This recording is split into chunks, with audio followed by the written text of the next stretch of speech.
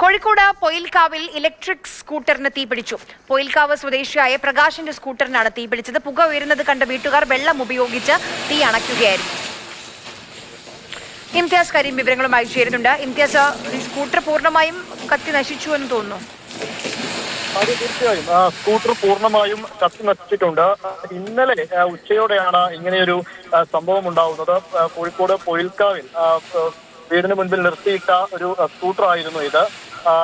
പൊയിൽക്കാവ് സ്വദേശിയായിട്ടുള്ള പ്രകാശിന്റെ ഉടമസ്ഥതയിലുള്ളതാണ് സ്കൂട്ടർ. പുക ഉയരുന്നത് കണ്ട് തൊട്ടടുത്തുള്ള വീട്ടുകാരാണ് ആദ്യം വെള്ളം ഉപയോഗിച്ച് ഇത് തീയണക്കാൻ ശ്രമിച്ചത്. പിന്നീട് ആളി കത്തുകയും പുക വലിയ രീതിയിൽ ഉയരുകയും ചെയ്തു. പിന്നീട് തൊട്ടടുത്തുള്ളവരെല്ലാം എത്തി വെള്ളം ഒഴിച്ച് തീ അണച്ചതോടുകൂടി വലിയ അപകട സാധ്യതയും ഒഴിവായിട്ടുണ്ട്. ഈ ബാറ്ററിയിൽ നിന്നുള്ള ഷോർട്ട് സർക്യൂട്ടാണ് ഈ തീപിടുത്തത്തിന് കാരണമെന്നാണ് പ്രാഥമികമായി വിലയിരുത്തുന്നത്. എന്തായാലും സ്കൂട്ടർ പൂർണ്ണമായും കത്തി നശിച്ചിട്ടുണ്ട്. ആര്യ.